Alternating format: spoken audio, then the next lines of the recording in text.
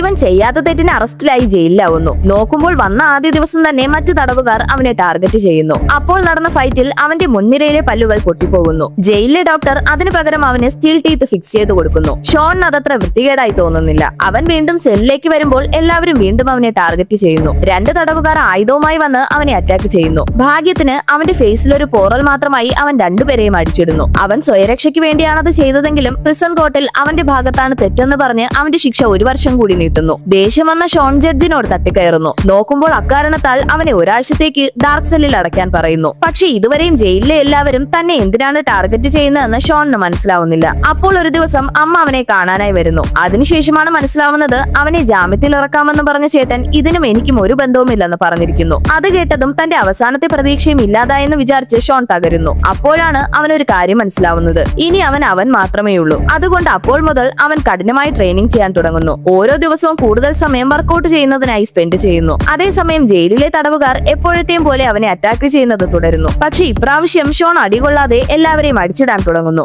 അതുകൊണ്ട് തന്നെ അവന്റെ ജയിൽ ജീവിതം വർക്കൗട്ട് ചെയ്യുന്നത്, ഫൈറ്റ് ചെയ്യുന്നത്, ഡാർക്ക് സെല്ലിൽ കിടക്കുന്നത് ഇങ്ങനെ പോയിക്കൊണ്ടിരിക്കുന്നു. പക്ഷെ ഒരു ദിവസം ഒരു തടവുകാരൻ വേദന സഹിക്കാനാവാതെ എന്തിനാണ് എല്ലാവരും അവനെ ടാർഗറ്റ് ചെയ്യുന്നതെന്ന് പറയുന്നു. നോക്കുമ്പോൾ അവന്റെ സ്വന്തം ചേട്ടൻ തന്നെ അവനെ കൊല്ലുന്നവർക്ക് $1,00,000 കൊടുക്കാമെന്ന് അനൗൺസ് ചെയ്തിരിക്കുന്നു. എങ്ങനെയെങ്കിലും പുറത്തിറങ്ങി ചേട്ടന്റെ സാമ്രാജ്യം മുഴുവൻ നശിപ്പിക്കണമെന്നത് മാത്രമാണ് ഇപ്പോൾ അവന്റെ ഒരേയൊരു ചിന്ത.